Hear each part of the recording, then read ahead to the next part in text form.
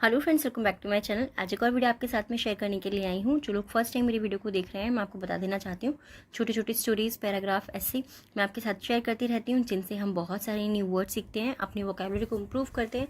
साथ ही जो भी ग्रामर जाती है, मैं कोशिश करती हूँ कि ईजी वे में आपको एक्सप्लेन कर सकूँ। सो येस, आज हमारा टॉपिक होने वाला है गांधी जयंती के ऊपर, और इसमें जितने भी हम सेंटेंस दिखेंगे, पास्ट के सिंपल सेंटेंस जो होते हैं वो रहेंगे। पास्ट इंडेफिनिट टेंस के सेंटेंसेस आपको देखने को मिलेंगे। पास्ट में जितने भी सेंटेंसेस हम यूज़ करते हैं, वॉज, वर का यूज़, हैड का यूज़, सेकंड फॉर्म का यूज़, वो सब इसमें आपको देखने को मिलेगा। स्टार्ट करते हैं रीडिंग और देखते हैं क्या है इसके अंदर। Mahatma Gandhi was born in India under British rule. Mahatma Gandhi was means थे, बॉर्न मतलब जन्म हुआ था, इन इंडिया भारत में, अंडर मीन्स होता है तहत या फिर अंतर्गत, ब्रिटिश रूल ब्रिटिश शासन जो था उसके तहत या उसके अंतर्गत महात्मा गांधी का जन्म हुआ था भारत में। Simply, he was certainly the most prominent individual in the Indian independence struggle. He was, वह थे, सर्टेनली निश्चित रूप से, द मोस्ट प्रोमिनेंट, मोस्ट यानी कि सबसे अधिक, प्रोमिनेंट मतलब प्रमुख, इंडिविजुअल मीन्स व्यक्ति, वो सबसे प्रमुख व्यक्ति थे, वह निश्चित रूप से सबसे प्रमुख व्यक्ति थे in the Indian independence struggle. In means में द इंडियन यानी कि भारतीय स्वतंत्रता संघर्ष में। तो सिंपली सेंटेंस को हम कैसे रीड करेंगे कि वह निश्चित रूप से भारतीय स्वतंत्रता संघर्ष में एक प्रमुख या सबसे प्रमुख व्यक्ति थे। सिंपल टेंस है हमारा, ये पास्ट का सिंपल टेंस है, ठीक है, ये चीज याद रखिएगा, पास्ट का सिंपल टेंस है। Mahatma Gandhi has the honour of the title of father of the nation. Mahatma Gandhi, has का मतलब क्या होता है? हैज का मतलब होता है होना। हम हमेशा ये चीज बोलते हैं, हैज और हैव का मतलब होता है होना। इसको हम प्रेजेंट टेंस में यूज करते हैं, बट हैज का मतलब प्राप्त होना भी होता है, कि उसको वो चीज मिली या उसको वो चीज प्राप्त हुई। तो महात्मा गांधी को प्राप्त है, क्योंकि अभी भी हम उनको बोलते हैं ना, ऐसा तो नहीं कि पहले बोल के हमने छोड़ दिया तो वो पास्ट में हो गया, बट ये हमारा प्रेजेंट का सेंटेंस हो गया कि महात्मा गांधी को अभी भी प्राप्त है द ऑनर यानी सम्मान, ऑफ द टाइटल उपाधि का, किस चीज की उपाधि का? फादर ऑफ द नेशन, राष्ट्र के पिता का सम्मान महात्मा गांधी को अभी भी, यानी कि अभी भी वो उनको प्राप्त है। दिस वॉज ड्यू टू, यह वो है, यह था, ड्यू टू मीन्स के कारण, ये किस चीज के कारण था? हिज, उनके। दिस वॉज ड्यू टू, यह था, ड्यू टू के कारण, his persistent Paramount efforts for India's independence, उनके दृढ़, परसिस्ट का मतलब क्या होता है? परसिस्टेंट का मतलब होता है दृढ़, या फिर कहते हैं ना कि उनका कठोर जो पैरामाउंट था, कठोर जो ऊंचे दर्जे के प्रयास थे। पैरामाउंट का मतलब होता है ऊंचे दर्जे के, एफर्ट्स यानी कि प्रयास, जो उनके ऊंचे दर्जे के दृढ़ या कठोर जो प्रयास थे, फॉर इंडियाज इंडिपेंडेंस, भारत की स्वतंत्रता के लिए, ठीक है, भारत की स्वतंत्रता के लिए जो उनके दृढ़ या ऊंचे दर्जे के कठोर प्रयास थे, ये उनके कारण था। Gandhi had a family of the merchant class. Gandhi की, हैड मीन्स थी, अ फैमिली एक परिवार था, of the merchant class, merchant class का मतलब होता है व्यापारी वर्ग के, उनका जो परिवार था वो व्यापारी वर्ग का था। हैड मीन्स था को हम यूज करते, उनके पास था या उनका था, ठीक है। This confident man went to South Africa at 24 years of age. This confident man, यह आत्मविश्वासी व्यक्ति, went means गया, सेकेंड फॉर्म है। अब ये हमारा कौन सा सेंटेंस हो गया? पास्ट इंडेफिनिट टेंस, ठीक है, ये पास्ट इंडेफिनिट टेंस है। दिस कॉन्फिडेंट मैन, यह आत्मविश्वासी व्यक्ति, वेंट मीन्स गया, to South Africa, South Africa गया, एट 24 years of age, 24 वर्ष की उम्र में ये साउथ अफ्रीका गए। He went there to pursue law.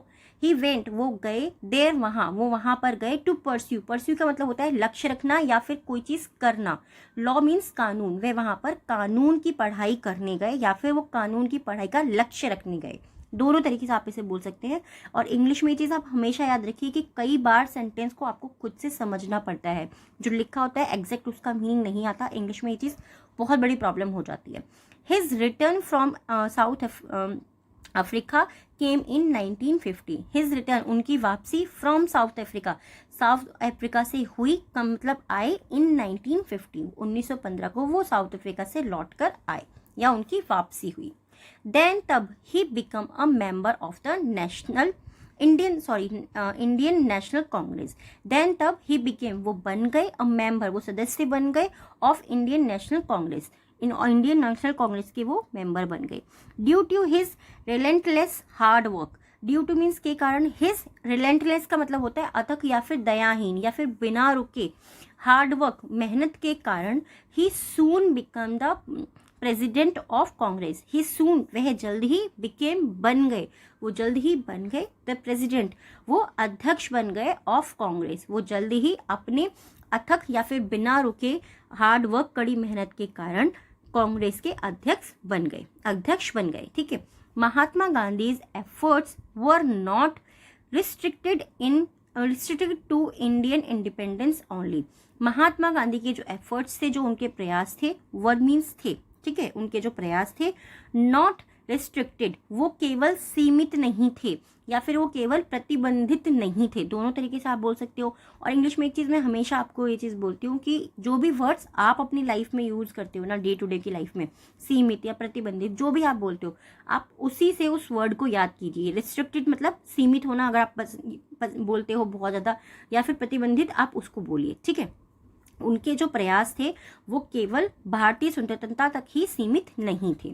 The man also fought, जो द मैन यानी कि उस व्यक्ति ने, ऑल्सो मीन्स भी, फॉट मतलब लड़ाई लड़ी, ये भी हमारा प्रेजेंट इंडेफिनिट टेंस है क्योंकि यहाँ पर फाइट की सेकेंड फॉर्म को यूज किया है।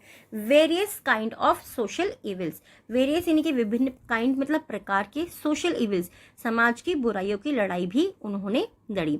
दीज सोशल इविल्स वर, ये जो समाज की बुराइयां थीं, अनटचेबिलिटी यानी कि छुआछूत की लड़ाई, कास्टिसिज्म जातिवाद की लड़ाई, फीवेक्ट सब्जुडिशन, फीमेल यानी कि जो औरतें थी या फिर जो महिलाएं थी उनकी सब्जुडिशन का मतलब क्या होता है, उनका दमन या फिर उनकी अधीनता आदि की लड़ाइयां भी उन्होंने लड़ी।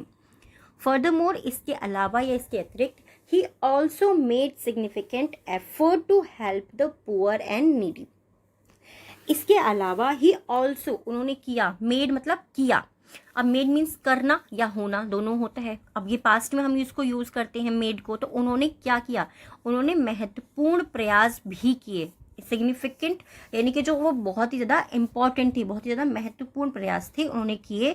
टू हेल्प द पुअर, गरीब लोगों की मदद करने के उन्होंने बहुत महत्वपूर्ण प्रयास किए। एंड नीडी का मतलब क्या होता है, ज़रूरतमंद, जिनको ज़रूरत होती है, जो कर नहीं सकते। एक होता है ना कि, एक होता है कि आपने देखा होगा कि रोड पर कोई भीख मांग रहा है, अच्छे खासे उसके हाथ पैर है, उसका पूरा शरीर चल रहा है, बट वो भीख मांग रहा है। इसका मतलब क्या हुआ कि आपको उसकी मदद नहीं करनी, आपको उसको ये चीज़ सलाह देनी कि तुम्हें कुछ करना चाहिए। बट कुछ लोग ऐसे होते हैं जो डिसेबल होते हैं, तो वो नीडी हो गए, तो उन्होंने जो ज़रूरतमंद थे उनकी मदद की, महत्वपूर्ण प्रयासों से उनकी मदद की। Mahatma Gandhi had a great dislike for the British rule in India. Bharat में महात्मा गांधी को जो ब्रिटिश शासन के जो लोग थे वो बहुत ही ज़्यादा नापसंद करते थे।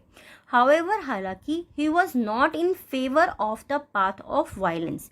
He was not in favour, favour का मतलब क्या होता है, एहसास भी होता है, एहसान भी होता है, ठीक है। ही वॉज नॉट, वो नहीं थे, इन फेवर, फेवर का मतलब यहाँ पर हमने यूज़ किया है पक्ष में नहीं थे, ठीक है। फेवर का मतलब एहसान भी होता है और पक्ष भी होता है, ये चीज़ ध्यान रखिएगा आप।